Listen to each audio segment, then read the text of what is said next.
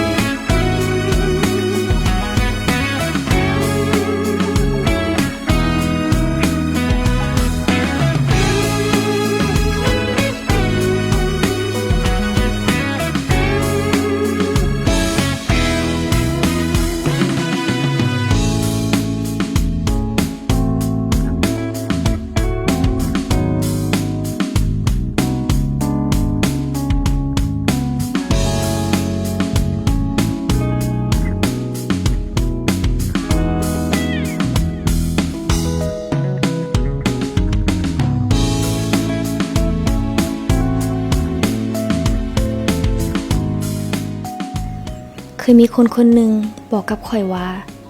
ความรักคือสิ่งที่สวยงามที่สุดทั้งโลกใบนี้และมีพลังมหัศจรรย์บางอย่างที่สามารถให้คนคนหนึ่งพร้อมจะเปลี่ยนแปลงตนเองเพื่ออีกคนหนึ่งก็เพราะความรัก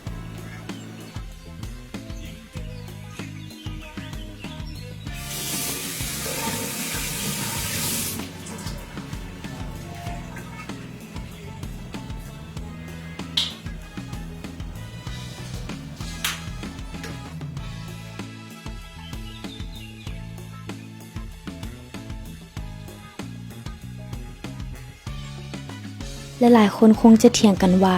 มันบ่แม่นเรื่องจริงความรักมักจะมีแต่ความเจ็บปวดและความเสียใจ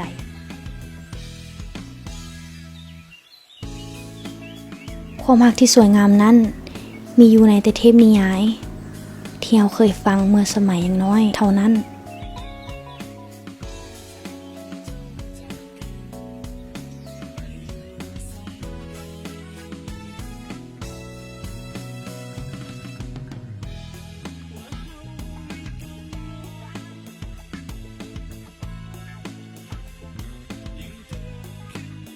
แต่ข่อยเชื่อว่าจากมื้อหนึ่งมื้อที่เจ้าได้รู้จักกับความรักเมื่อฮอดมื้อนั้นเจ้าก็จะได้สัมผัสกับความสวยงามและความมหัศจรรย์ของความรักคือกับข่อย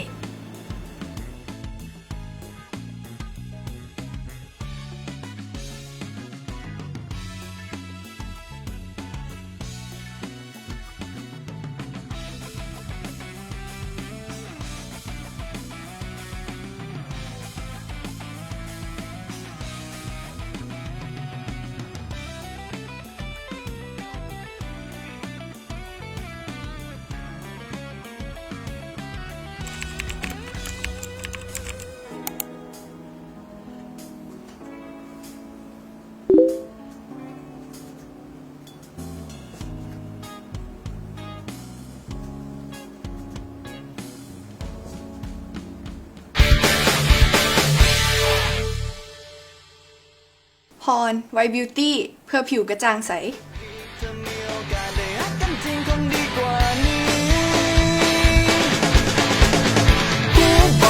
จ้าเห็นมีใจด้วยสั่นไหวและเป็นคนเดียวที่เห็นให้คอยเกิดมีความหักกันทันใดจะน่ารักจะสดใสจะยิ้มหวานจะมีทุกอย่างที่ใจเธอต้องการก็อยากจะเก็บอาการอีกแล้วในคำถามว่าเราจะรักกันได้บ่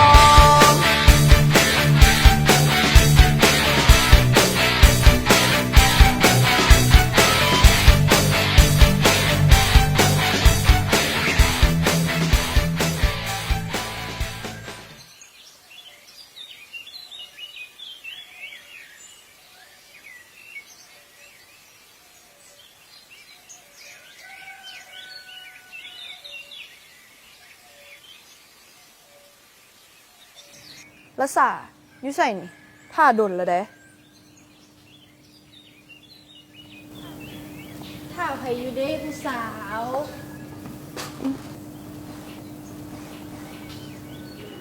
เพิ่นจื้อคนผิดติบ่ บ่ผิดเพิ่นชื่อว่าลินบ่แม่นวะ แมนเขาซื้อวาลิน พอชื่อวิน แม่ชื่อนาบ้านอยู่หนองทาป้า เดียว เอ้า เพิ่นฮู้จักเขาได้จังได๋ให้มากวนนี่ บ่ได้มีไผให้มากวนลานเอ้ยเพิ่นบ่เจอเขาอีหลีวะรักษา รักษา รักษา หมู่เก่าเขาเนาะบ่แม่นล่ะ แม่นเบิ่งเห็นบ่ รักษาหมู่เก่าเขาดำกว่านี้อีก แม่นบ่ คือบ่คืออ๋อ2-3 ปีที่เพิ่นบ่อยู่นี่ เพิ่นไปเกาหลีมาแม่นบ่ เกาหลีอีหยังเขาก็อยู่นี่แหละ เพียงแต่เปล่าแต่เพิ่นว่ากับเขาอะเพิ่นสิบ่เอิ้นเขาว่าดำเด้ เพิ่นก็เอิ้นเขาว่าล้านเลยดิกระเจ้ากัน ก็ได้ไป ไปเข้าห้องเนาะ เป้าเขามีเรื่องหนึ่งที่อยากจะขอห้องเพิ่น มีหยัง ต่อจากนี้เพิ่นเอิ้นเขาว่านาเดียได้บ่ เป็นหยัง เรื่องมันยาวเดี๋ยวเขาเล่าให้ฟัง แต่เรื่องนี้อย่าให้ก้อยเกมกับ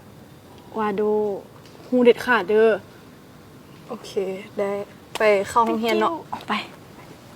เอาก่อนไป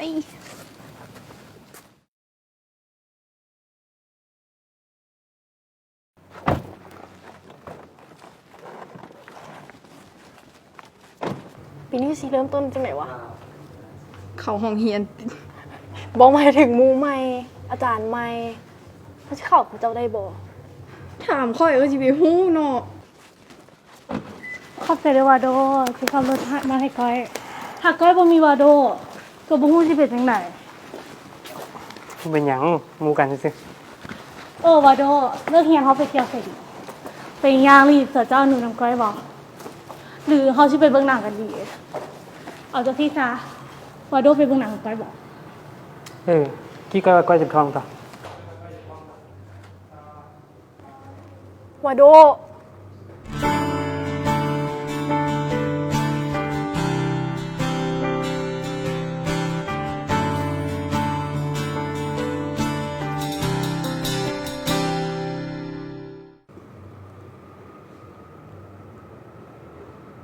สาวจะรับ โอ้ยเก่งเจ็บอยู่หั่นแหละ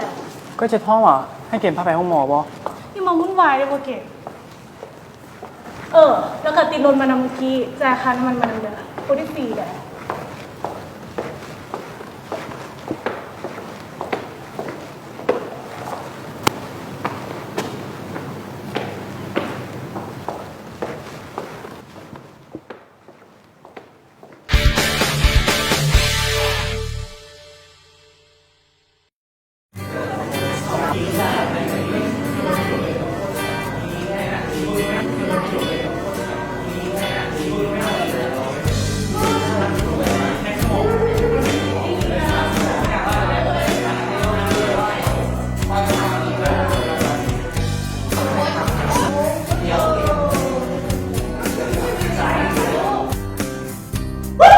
พร้อมกันยังไม่ร้อนเปิดทำไมพร้อมกันหรือยังเสียงคือคอยเถอะลูกพร้อมกันหรือยังตื่นจะเศร้าบ่อาจารย์สิถามมันด้านซ้ายพร้อมหรือยังพร้อมว้าพร้อมหลังพร้อมพร้อมหรือยังLet's go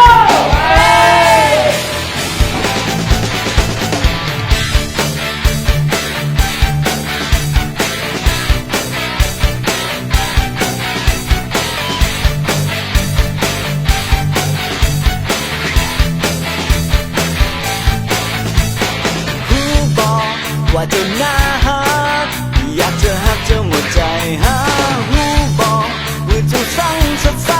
เจ้าเฮ็ดให้โลกนี้สวยงามละเจ้าหูหรือบอกเจ้านั้นสั่งอ่อนหวานเหมือนกับเศรษฐีดาในนิทานเพียงได้เห็นด้วยตายังรู้สึกดีถ้ามีโอกาสได้ฮักกันจริงคงดีกว่านี้อ่ะไม่ได้พอเท่านี้นะ แล้วพอ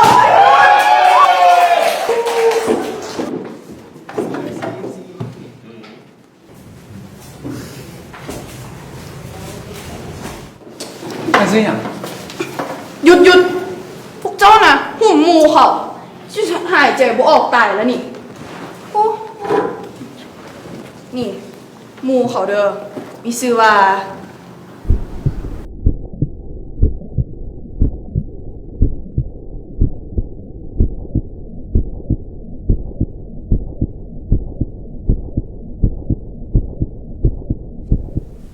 พรไวท์บิวตี้เพื่อผิวกระจ่างใส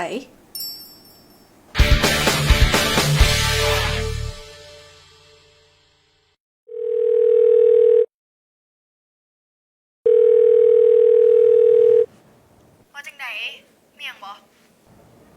คือว่าแหละเดี๋ยวนี้เป็นสาวฮอตละเด้มูชิมาโทรเล่นนำกับบ่ได้ภาษาเอ้ยนาเดียเอิ้นผิดอีกละ เยินผิดดูอะไรดู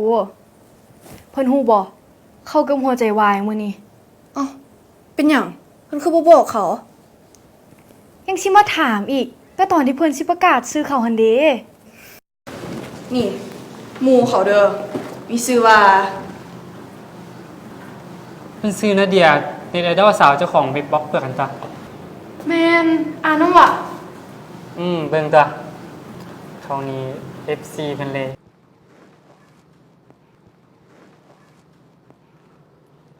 ตัวแท้เป็นหน้าหักคนในห้องพี่ การนะฮักอยู่ได้แต่มันจืดเกินไป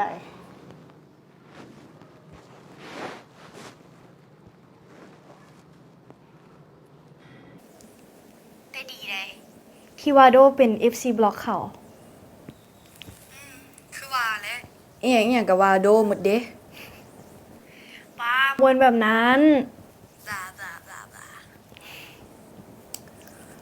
เพิ่นฮู้บ่มื้อนี้เขารู้สึกเหมือนก้อยสุดๆเลย เอ้า โดยแม่ เฮ้ยเท่านี้ก่อนเด้อแม่เอิ้น เดี๋ยวมื้ออื่นเฮาไปเมาอยู่มหาลัยต่อเนาะ บาย บาย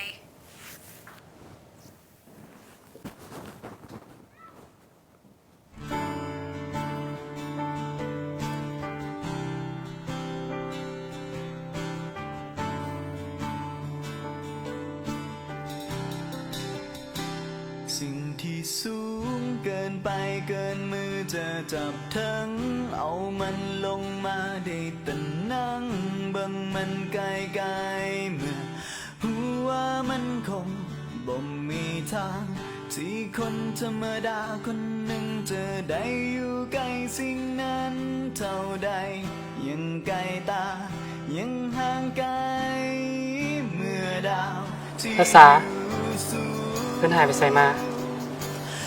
อูบอกว่าเขาเป็นห้องพันซ้ำใดสัญญาเด้อว่าสิบ่หนีก็ไปใส่อีก บ่นี่มวนว่าโดนี่บ่เป็นเพิ่น แมนบ่เชื่อกันมาเบิ่งใกล้ๆไหมไปซ้ำใดสัญญาเด้อว่าสิบ่หนีไปใส่อีก นี่บ่เป็นว่าโดนี่บ่เป็นเพิ่น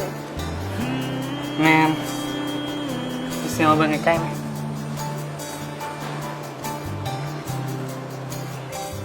ยังคงนั่งและท่าต่อไปเลี้ยวไปถึงฟ้าไกลอยากจะรู้ว่าคนถึงฟ้าจะพอมีเวลาเลี้ยวลงมาหรือบอกให้คนธรรมดาคนหนึ่งได้อยู่ใกล้ดาวดวงนั้นเข้าไปบอกไกล บ่นี่บ่เป็นเพิ่น เมื่อดาวที่อยู่สูงดาวที่อยู่บนฟ้ามันคงบ่มีวันที่ดาวจะหล่นลงมาคนนี้ได้ครอบครองเจ้า หมู่บ้านนี่ต่างหูโมงหูยาว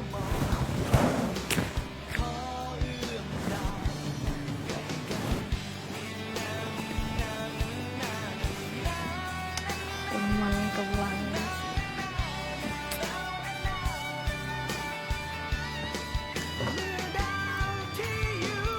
คนบ้ามาห้องในฝัน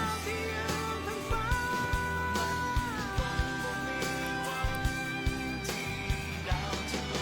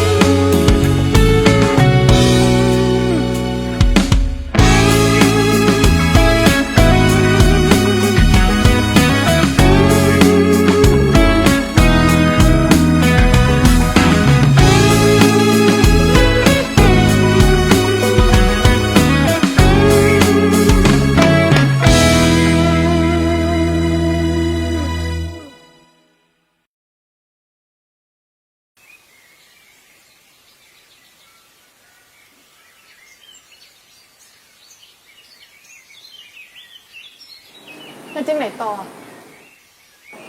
รักษาเพิ่นหายไปไสมาฮู้บ่ว่าเขาเป็นห่วงเพิ่นซำใดสัญญาเด้อว่าสิบ่หนีเขาไปไสอีก บอนี่มวนวาโด นี่โมเมนเพิ่น แม่นบ่เชื่อก็มาเบิ่งใกล้ๆไหม กระโมงบ้านี่ดังก่อนเซ็งเลย จริงๆมันก็บ่ได้จบวาโดตัวซะเอาสิเฮาเฮียนแล้วนะ ไปหาหมวงกันปะ ไปเห็นหยัง อ๋อไปซื้อหมวงบ่ให้มันหลังครับจังหวะอีกตัว บ้าคนฝันสู้จริงจังขนาดนั้น นาเดียเขาซื้อเกมเด้อไปแฟกับเขาเนาะ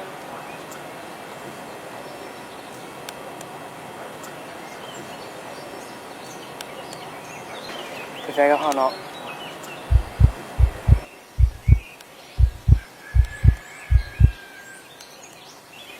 ถ้าจะฟื้นใครก็คงหมดทางฟื้นได้แล้วแม้เท่านั้นก็คงต้องไปกับเขา